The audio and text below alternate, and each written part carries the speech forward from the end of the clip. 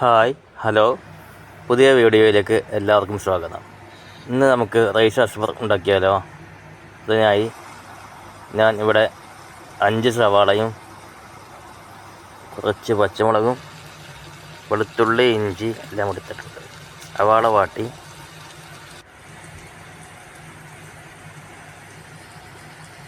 അതിനുശേഷം പകുതി സവാള മാറ്റി വെക്കണം.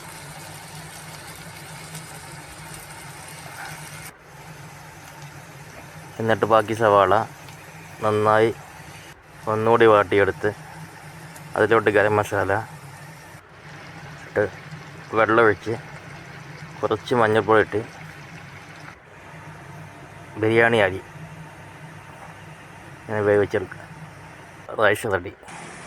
ഇനി നമ്മൾ ഉണ്ടാക്കാൻ പോകുന്നത് അതിലേക്ക് കറിയാണ്. നമ്മൾ ഫിഷ് ചുക്കയാണ് ഉണ്ടാക്കുന്നത്.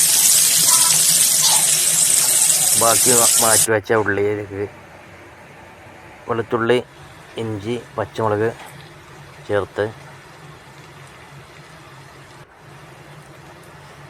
ടൊമാറ്റോ സോസ് ചേർത്ത്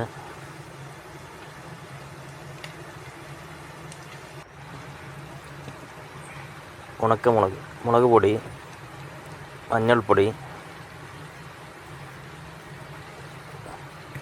കുരുമുളക് പൊടി,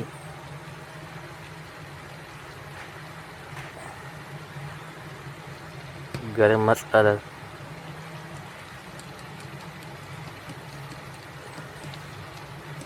ചേർത്ത് നന്നായി വഴറ്റിയെടുത്ത്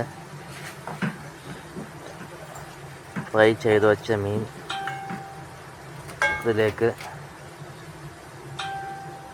ഇട്ട് കൊടുത്ത്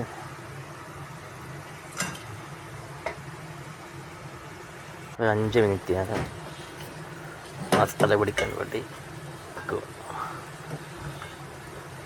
അപ്പോൾ ഇവിടെ ഫിഷ് ചുക്കയും അസ്ഫർ റൈസും റെഡി.